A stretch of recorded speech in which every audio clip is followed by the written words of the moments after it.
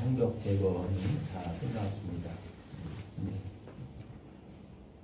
성벽을 재건했다고 해서 또 예루살렘의 재건과 회복이 완전히 끝난 건 아니었습니다. 건물은 지어졌지만 그 안에 실제적으로 거주할 사람이 필요했기 때문이죠. 도시는 건물만 있다고 되는 것이 아니고 그 안에 실제적으로 사람이 거주하고 생활을 이어가야 그래야 제대로 기능을 하게 되는 거죠. 하나를 해결하고 나니까 이제 또 다른 하나가 또 이렇게 해결해야 될 과제가 나타나는 거죠. 우리 인생이 그렇고 또 하나님의 역사도 뭐 그렇습니다. 우리 앞에 하나가 해결되고 나면 또 다른 하나가 나타나게 되어 있고, 그래서 하나하나 또 차근차근 이렇게 해결해 나가는 것이 우리의 또 삶이고, 또 하나님이 우리에게 주신 역사하고 천국의 역사도 이와 같다라고 우리가 말할 수 있겠습니다. 느헤미야가 이제 이것을 어떻게 해야 되는가라고 이렇게 고민을 하는데, 하나님이 그 지혜를 주셨습니다. 하나님이 마음을 감동하사라는 말이고요.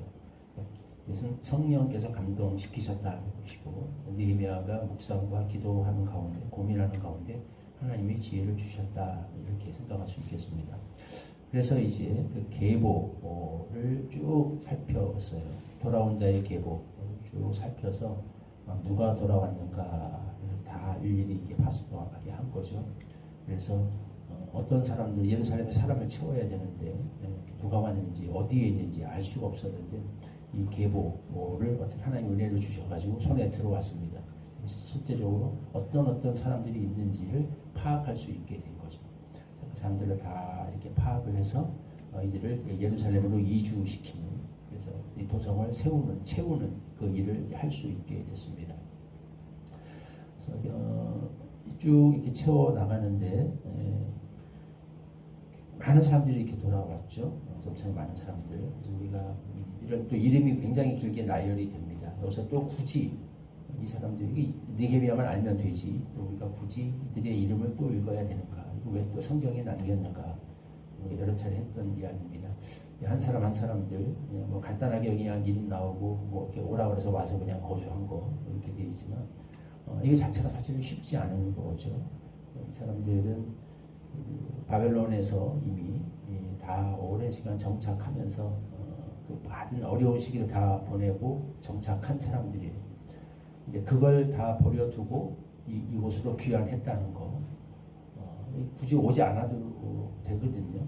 거기서 뭐 쫓겨난 것도 아니고 그냥 마음만 먹으면 다 살 수 있는 사람들이고, 다 잘 살 수 있는 사람들이고, 느헤미야도 그렇고 에스라도 그렇고, 심지어 거기에 다 높은 자리에 오른 사람도 있었고, 탄탄한 경제적 기반을 구축한 사람도 있었고, 다 그런 사람, 성공한 사람들이었단 말이죠.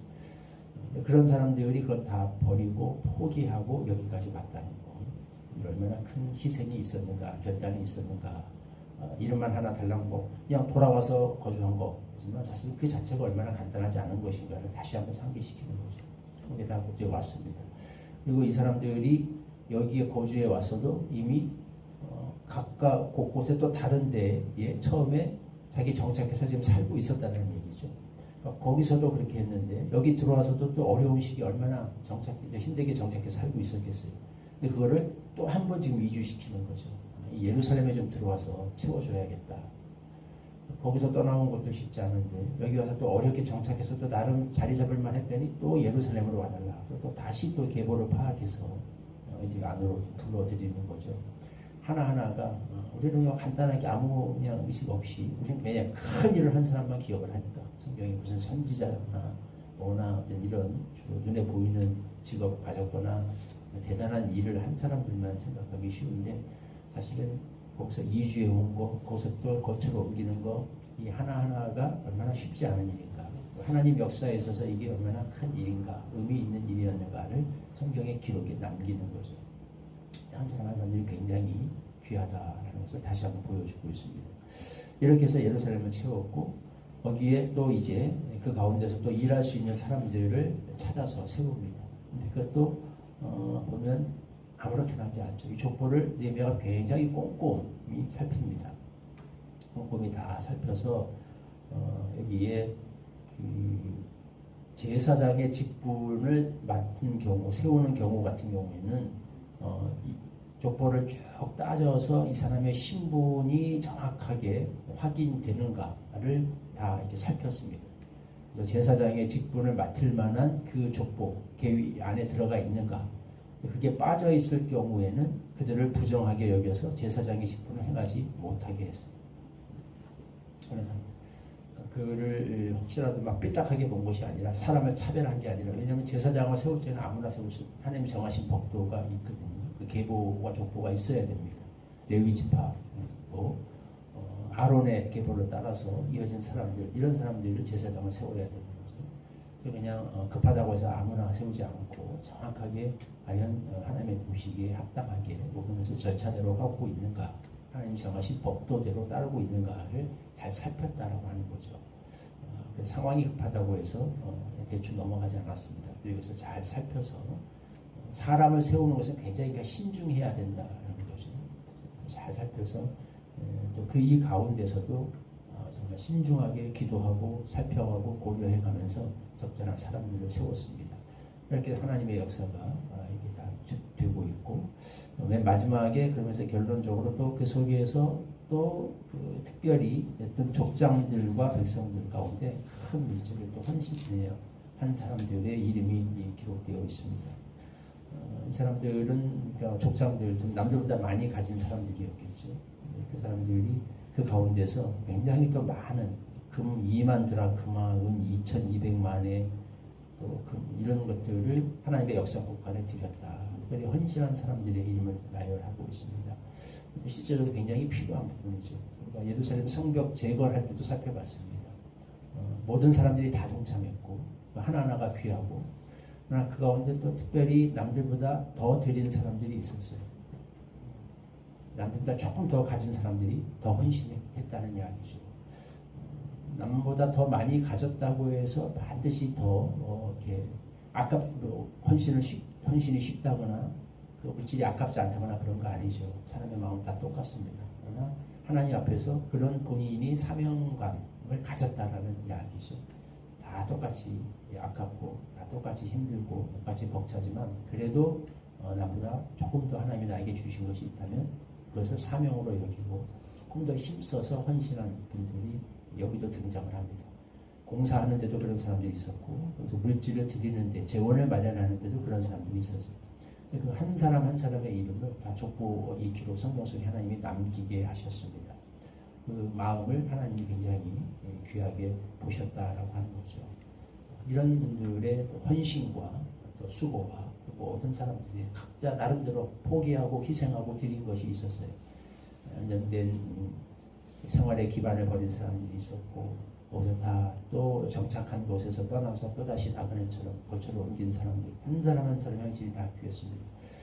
그것만 해도 귀한데 거기서 더 조금 더 심해지나서 나에게 있는 것들을 조금 더 나누어서 하나님의 국관에 드린 사람들이 있었고, 자기의 힘을 더 발휘해서 또 짓는데 공사에 더 힘을 드린 사람들이 있었고, 이런 모든 사람들의 희생, 헌신, 수고, 대단해 보이진 않을지라도 많은 사람들이 기억하지 못할지라도 하나님은 이걸 성경에, 적어도 성경의 기록에 남기게 하셨습니다.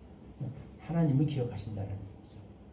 사람은 이들의 이런 것들을 잘 기억하지 못할지라도 하나님은 이 한 사람 한 사람을 다 잊지 않으셨고 기억하고 계셨고, 이런 사람들의 수고와 헌신을 통해서 예루살렘이 재건되고 또 하나님의 백성이 회복되어 가고 하나님 이 땅에 임한 하나님의 나라가 건설되어 갔다는 것을 하나님은 기억하셨고 지금도 기억하고 계십니다. 앞으로도 이런 사람들을 반드시 기억하시고 나중에 하나님의 보좌 앞에서 합당한 상급으로 보상해 주실 것이다 라는 거죠. 그런 믿음을 가지고서 이 시대적인 사명 속에서 내가 감당해야 될 소명은 무엇인가, 내가 있어야 될 자리는 무엇인가, 혹시 내가 가야 될 자리는 곳이 어딘가, 내가 하나님께 드릴 수 있는 것은 무엇인가, 이렇게 생각하면서 그것을 기억해 주시고 보상해 주실 하나님을 믿는 믿음으로 그 일을 행할 수 있는 그런 은혜가 우리 공동체 가운데 충만하게 되기를 소망하고 기도합니다. 70절 말씀 같이 한 목소리로 읽겠습니다. 시작. 어떤 족장들은 역사를 위하여 보조하였고 총독은 금 1000드라크마와 대접 50과 제사장의 의복 530벌을 보물 곳간에 드렸고. 하나님, 예루살렘이 재건되는데 많은 사람들이 희생과 헌신과 수고가 있었습니다. 어떤 사람들은 안정된 생활의 기반을 버리고 먼 길을 떠나서 이스라엘로 돌아와야 했습니다. 그곳에서 또 다시 명령에 따라서 예루살렘으로 거처를 옮기는 일들을 행해야 했습니다. 모든 이들이 자신이 맡은 역할을 구역을 따라서 성벽을 재건을 해야 했습니다. 더 가진 사람들은 추가로 더 공사를 하기도 했습니다. 조금 더 하나님이 주셨다에 대한 그런 사명감과 감사가 있는 분들은 또 그 속에서 또 자신의 재산의 일부를 꺼내서 하나님의 곳간을 채우기도 했습니다. 우리가 이 많은 사람들이 많은 사람들의 이름을 다 기억하지 못할지라도 하나님께서는 이들의 이름을 똑똑히 성경에 비록 한 줄 한 단어일지라도 기록하게 하셨고 남기게 하셨고 이들이 어떤 희생과 수고를 감당했는가, 이런 수고와 희생과 헌신을 통해서 하나님께서 어떤 역사를 이루셨는가를 역사 속에 남기게 하셨습니다.